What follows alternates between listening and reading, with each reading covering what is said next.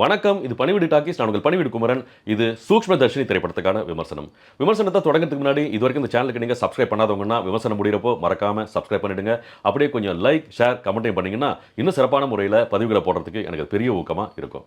சரி, இப்போ சூக்ஷ்மதர்ஷினி திரைப்படத்தோட கதை என்னன்னு கொஞ்சம் சுருக்கமா பார்த்துருவோமா? நஸ்ரியா அன்பான கணவன், அழகான பெண் குழந்தைன்னு ரொம்ப மகிழ்ச்சியா வாழ்ந்துகிட்டு இருக்காங்க.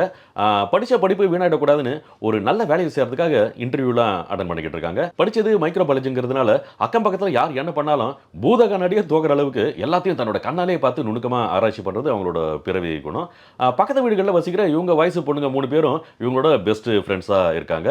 இவங்க ஏரியாவுக்கு யார் புதுசா வந்தாலும் இவங்க வாட்ஸ்அப் குரூப்ல உடனே அது ஃபிளாஷ் நியூஸ் ஆயிடும். இதுல எப்பவுமே அடுத்தவங்க விஷயத்துல கண்ணையும் மூக்கையும் காதையும் நுழைக்கிறதுல நஸ்ரியா பெரிய எக்ஸ்பர்ட்னு சொன்னோம் இல்லையா? இப்படி ஒரு துரு டிடெக்டிவோட எதிர் வீட்டுக்கு தன்னோட வயசான அம்மாவோட வராரு பேசு ஜோசப். ஆக்சுவலா அது அவங்களோட பூர்வீக சொந்த வீடு தான்.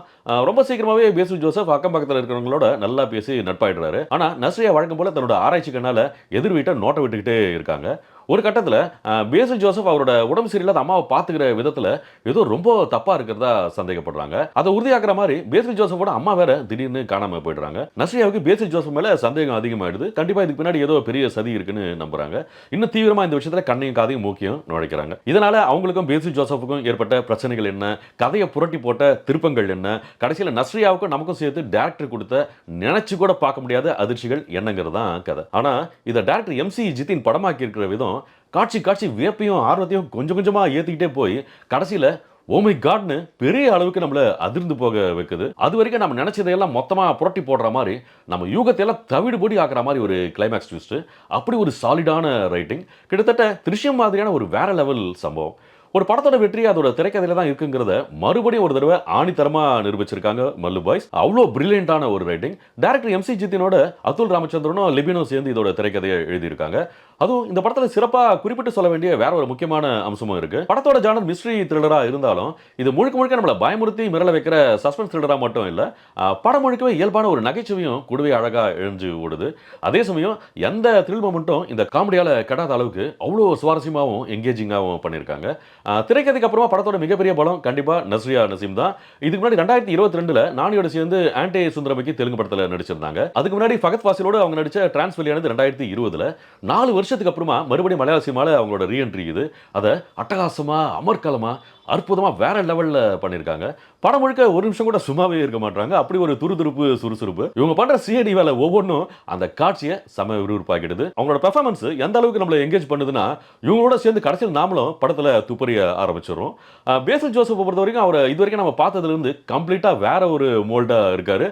வழக்கமா கொஞ்சம் காமிக்கலா சாஃப்டா தான் இவர படங்கள் நம்ம பார்த்திருப்போம் இல்லையா? ஆனா இதுல டோட்டலா வேற ஒரு முகம்.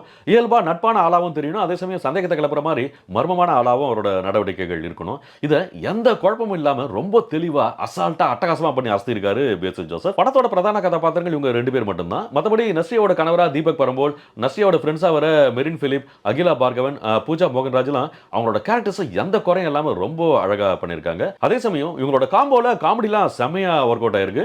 அதே மாதிரி பேசு ஜோசப்போட அம்மாவோட மனோகரி ஜாய்க்குலாம் படத்துல டயலாக்கே இல்ல. ஆனா அவங்களோட மௌனமே படத்துல அவ்வளோ கதை பேசுது. இவங்கள தவிர சித்தார்த் பார்கவனுக்கும் கோட்டையம் ரமேஷ்க்கும் இன்ட்ரெஸ்டிங்கான கொஞ்சம் புதிரான ரோல்ஸ். அது அவங்களும் நல்லா புரிஞ்சு நிறைய இடத்துல நம்ம ரசிக்கிற மாதிரி செம்மையா அசத்திருக்காங்க. குறிப்பா சித்தார்த் பார்கவன்லாம் காட்சிக்கு காட்சி சும்மா அதகலம் பண்ணியிருக்காரு. அந்த டெக்னிக்கல் சைட் கேமராமேன் ஷரவன் வேலாயுதனோட ஒவ்வொரு ஃப்ரேமும் அவ்வளோ அழகா இருக்கு. படத்தோட டோனும் சரி, லைட்டிங்கும் சரி, கம்போசிஷனும் சரி, எதுலையுமே ஒரு குறை சொல்லவே முடியாது. வீடு, பேக்கரி, ஆஃபீஸ், தோட்டம்னு அவர் நம்மளுக்கு காட்டுற ஒவ்வொரு ஷாட்டும் ஒரு பெர்ஃபெக்ட் பிக்சர். அதுவும் கேரக்டர்ஸ்க்கு அவர் பண்ணியிருக்க லைட்டிங்லாம் அவ்வளோ சாலிட் டெப்தா கிட்டத்தட்ட படத்தையே நாம் என்னமோ 3Dல பார்க்குற மாதிரி ஒரு ஃபீலை கொடுத்துடுது. அதே மாதிரி இவருக்கு நான் சலச்சம் இல்லைங்கிற மாதிரி படத்தோட மியூசிக் டைரக்டர் கிறிஸ்டோ ஜெவிரும் பின்னணி இசையில அசத்தி இருக்காரு. காட்சியில மர்மமா சில விஷயம் நடக்கிறப்போ அதை மியூசிக்கலா அவர் லீட் பண்ற விதமும் சரி, டென்ஷனான காட்சிகள்ல அந்த பதட்டத்தை அப்படியே வேற லெவலுக்கு ஏற்றி விடுற பேக்ரவுண்ட் ஸ்கோரும் சரி, சான்ஸே இல்லை. தரமான கான்டென்ட் கிடைச்ச உற்சாகத்துல படத்துல வேற லெவல்ல பட்டையை கிளப்பிட்டாருன்னு சொல்லலாம். படத்தோட எடிட்டர் சாமன் சாக்கோ. படத்துல நஸ்ரியா தான் பெரிய புத்திசாலியா இருக்காங்கன்னு பார்த்தா இவரோட எடிட் பேட்டர்ன் அவங்களோட பயங்கர புத்திசாலித்தனமா பிரில்லியண்டா இருக்கு. மர்மங்கள் ரிவீல் ஆகிறப்ப அவர் அதை காட்டுற விதம், நஸ்ரியாவோட பாயிண்ட் ஆஃப் வியூல வந்து போற முக்கியமான அந்த க்ளூஸ், குறிப்பா நஸ்ரியா திருட்டுத்தனமா பேசு ஜோசப்போட வீட்டுக்குள்ள நுழையிறப்போ அந்த டென்ஷனை IBPக்கு ஏத்துற அந்த கட்ஸ் எல்லாமே அட்டகாசமா இருக்கு. சரி எல்லாமே சூப்பர் தானா? அப்ப படத்துல குறையே எதுவுமே இல்லையான்னு கேட்டா, ஃபர்ஸ்ட் ஹாஃப்ல கேரக்டர்கள எஸ்டாப்லிஷ் பண்றதுக்காக டைரக்டர் நம்ம நேரத்த அநியாயத்துக்கு வீணடிச்சிருக்காருன்னு தான் சொல்லணும். உதாரணமா பேசில் ஜோசப் அறிமுகமாகிற முதல் ஷாட்லயே அவர் எப்படிப்பட்டவர்ங்கிறத நல்லாவே புரிய வச்சுடுறாங்க. ஆனா நஸ்ரியாவுக்கு அவர் மேல சந்தேகம் அதிகமாகிறத காட்டுறதுக்காக தேவையே இல்லாம திரும்ப திரும்ப ஒரே மாதிரியான காட்சிகளை அடுக்கியிருக்காங்க. அதெல்லாம் ஒரு கட்டத்துல பெரிய சலிப்பை ஏற்படுத்தினது. அதே மாதிரி பேசில் ஜோசப்போட மெரின் பிலிப் நட்பாகிற விதமும் சரி, திடீர்னு அவரோட குடும்பத்துல ஒருத்தி மாதிரி தன்னோட வேலையெல்லாம் விட்டுட்டு சில பொறுப்புகளை ஏத்துக்கிறதும் சரி, கொஞ்சம் கூட நம்புற மாதிரியே இல்ல. எந்த ஊர்ல எந்த பொண்ணு இப்படி செய்வாங்கிற மாதிரி ரொம்ப சேக்கியத்தனமா தான் இருந்துச்சு. அப்புறம் இவங்க 2 பேரோட கேரக்டர் க்ளோஷர்ல டைரக்டர் ஒரு விஷயத்தை சூசகமா வெளிப்படுத்த நினைக்கிறாரு. ஆனா எத்தனை பேர் எந்த கோணத்துல அதை புரிஞ்சுப்பாங்கன்னு தெரியல. மத்தபடி ஆரம்பத்துல இருந்து ஒருத்த மேல சந்தேகத்தை ஏத்திக்கிட்டே போற வழக்கமான ஒரு ஃபார்முலா தான். ஆனா அதுல இருக்க மர்மம் என்னன்னு புரியாம, இவங்க என்ன பண்றாங்க, எதுக்கு பண்றாங்கன்னு எதுவுமே விளங்காம, கடைசி வரைக்கும் புதிராவே நம்மள அசரடிக்குது படத்தோட திரைக்கதை. அதுவும் கிளைமாக்ஸுக்கு கொஞ்சம் முன்னாடி இதுதான் விஷயம் தெரிஞ்சு நம்ம ஷாக் ஆனதுக்கு அப்புறமும், அதை விட கடைசியா குடுக்குறாங்க பாருங்க ஷாக்கு. ஒரு நிமிஷம் நிஜமாவே தூக்கி வாரி போட்டுடுது. படத்தோட ஹைலைட் சம்பவமே அதுதான். என்னடா இப்படி பண்ணிட்டாங்கன்னு படம் பார்த்துட்டு வீடு திரும்புற வரைக்கும் அதே தான் நினைச்சிட்டு இருப்பீங்க. அதனால நீங்க ஒரு உண்மையான சஸ்பென்ஸ் த்ரில்லர் விரும்பியா இருந்தா நீங்க செம்மையா இன்வால்வ் ஆகி ரசிச்சு பார்க்கறதுக்கான ஒரு உண்மையான அருமையான சஸ்பென்ஸ் த்ரில்லர் சூக்ஷ்மதர்ஷினி. ஸ்கிரீனும் சவுண்ட் எஃபெக்டும் சிறப்பா இருக்கிற ஒரு நல்ல தியேட்டருக்கு உடனே போய் படத்தை பார்த்து என்ஜாய் பண்ணுங்க. இந்த விமர்சனம் உங்களுக்கு பிடிச்சிருந்தா லைக் பண்ணுங்க, ஷேர் பண்ணுங்க, கமெண்ட் பண்ணுங்க. ரொம்ப முக்கியமா சப்ஸ்கிரைப் பண்ணுங்க. அதை விட ரொம்ப முக்கியமா நோட்டிபிகேஷன் பெல் ஐக்கன்ல ஆளுங்கிற அந்த ஃபர்ஸ்ட் ஆப்ஷனை மறக்காம கிளிக் பண்ணுங்க.